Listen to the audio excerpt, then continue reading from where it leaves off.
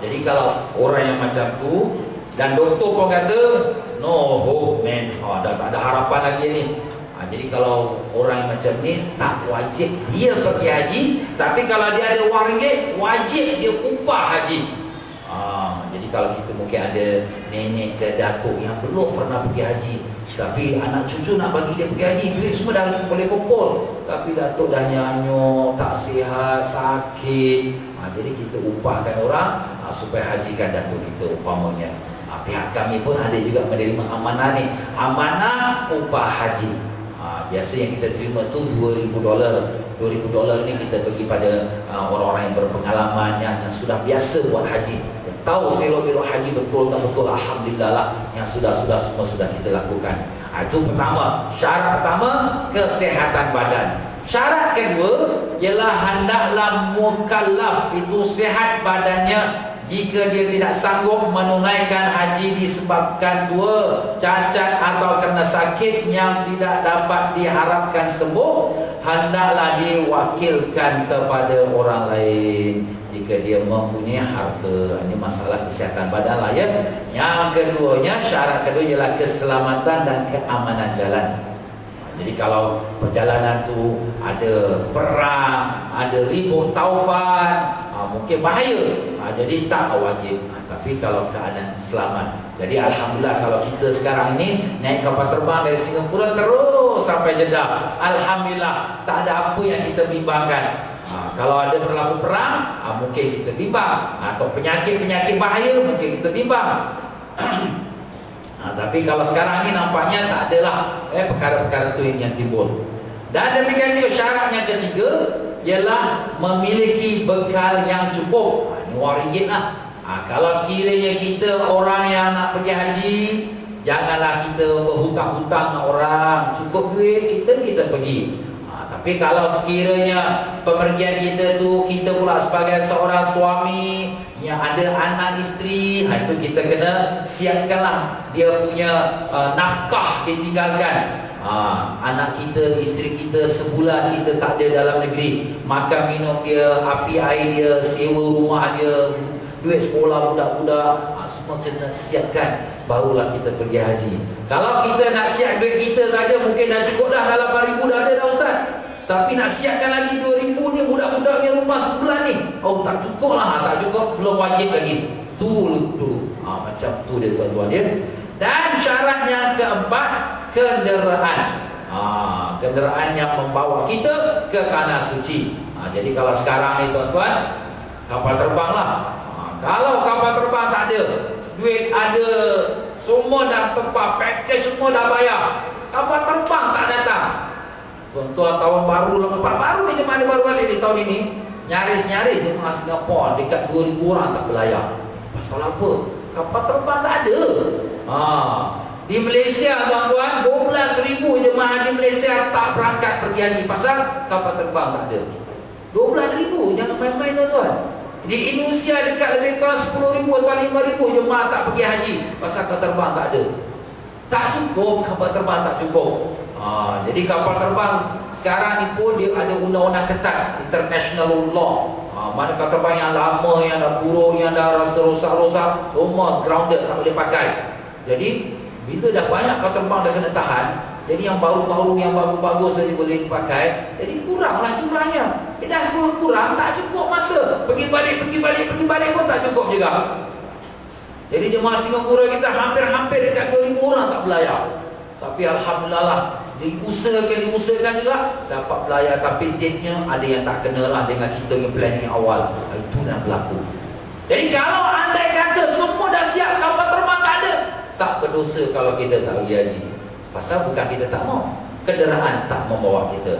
Tapi kalau kenderaan semua cukup, itu alhamdulillah lah, cukup syarat, wajib kita pergi haji. Masalah dalam syarat kesanggupan, berhutang untuk haji, boleh tak Ustaz? Saya nak hutang dulu. Diorang dia kata dia pakai kredit card, dia bayar kredit card, nanti saya bayar dengan dia punya finance dia tu perlahan-lahan lah, sikit-sikit. Ini kira berhutang lah juga. Bila awak berhutang ni tuan-tuan, Islam ni sebenarnya agama yang mudah. Kalau tak sanggup, tak mampu, tak wajib. Habis kita. Jangan sampai susahkan diri kena berhutang-hutang. Besok kita meninggal, anak cucu pula tanggung kita hutang susah. Ya, jadi tak wajib kita berhutang. Dalam satu hadis daripada Abdullah bin Affan ditanya kepada Rasulullah SAW mengenai orang yang belum menunaikan haji, apakah dia boleh berhutang buat untuk haji? Nabi SAW jawab, tidak. Tak payah. Ya, macam tu. Dan masih menanggung hutang. Macam mana pula dia masih menanggung hutang? Boleh tak orang yang berhutang ni pergi haji?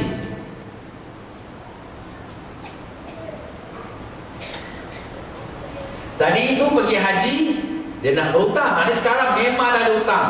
Hutang ni ada dua macam, tuan-tuan dan puan-puan ya. Kalau hutang dia tu memang dia janji bayar segera. Kalau dia janji bayar segera, wajiblah dia bayar hutang dulu sebelum dia pergi haji. Kalau sekira lepas dia bayar hutang ada lebih, boleh dia pergi haji. Kalau tak ada lebih, tak wajiblah dia pergi haji. Tapi tak boleh dia nak pergi haji tapi hutang masih di bawah dia. Dia janji dia hutang kawasan, nanti hujung tahun ini aku dapat bonus, aku dapat untung, aku bayar. Sekarang ni bayar pun tak ada, batang hidung tak ada. Tiba-tiba dengar cerita dia pergi haji. Pergi haji apa ni, hutang aku dia tak bayar.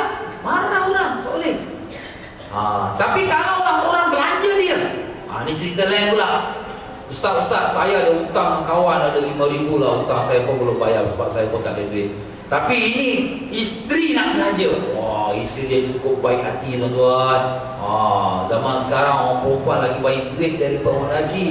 Pasal orang lelaki ekspor banyak, orang perempuan import banyak. Orang perempuan dia kerja dapat duit, import, simpan. Orang lelaki dapat duit kan ekspor, belanja rumah, belanja makan minum, habis satu bulan. Sial orang lelaki. Tapi isteri kata, bang, tak apa bang, saya belanja bang pergi haji lah. Kalau tidak saya pun tak boleh pergi haji ni, mahram tak ada. Alhamdulillah, bagus saja undang-undang mahram ni. Selamat suami dapat pergi haji free. Tapi ustaz sekarang suami ni hutang ni 5,000 belum bayar ni. Boleh ke? Jawapannya boleh. Kenapa? Sebab bukan dia orang nak bagi pergi haji. Kalau dia memang punya duit, dia kena bayar hutang dulu. Tapi ini bukan duit dia, orang belanja, dia pun alhamdulillah lah, sujud syukur lah. Jadi macam itulah dia tuan-tuan dan puan-puan ya. Kalau ni masalah dia hutang orang, janji bayar segera. Tapi kalau dia hutang seseorang dan dia janji bayar beransur-ansur, macam dia hutang rumah, hutang kereta, dia bayarnya 1 bulan 200, 300, 400 potong CPF. Jadi sekarang ni dia ada hutangnya HDB untuk dalam 20 tahun. Takkan nak tunggu sampai 20 tahun ni, padahal duit kat dalam bank pun ada dah cukup dah.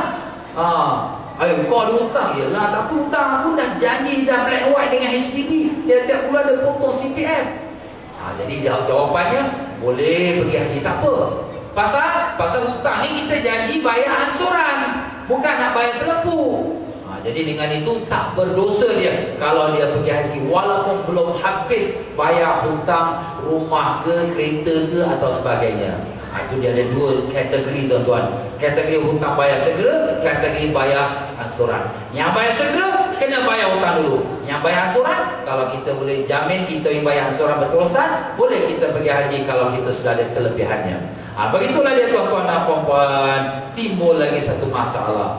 Ustaz nak kahwin dulu ke nak haji dulu? Alamak, pasal apa pula ni? Yelah, ni duit ada dalam 10,000. Tapi kalau dah kahwin, dah habis lah, tak boleh nak pergi haji. Tapi kalau pergi haji nak kumpul lagi, makan masa juga ni. Tengok keadaan. Kalaulah sekiranya dia ni orang yang maaf kata nafsu dia kuat, tak boleh kontrol dia. Nanti kalau dia pergi haji balik nanti dating sana dating sini. Pak haji apa ni dating ni? Susah. Kawinan dulu sudah. Kenapa? Sebab agama Islam ni dia ada kaedah. Darul mafasid muqaddamun ala jalbil manafi'. Usaha menolak kejahatan didahulukan dari usaha menarik kebaikan. Ni maksiat ni jahat. Ibadah haji baik.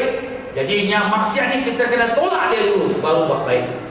Jadi nak tolak ni kena kahwin lah dulu, tak apalah.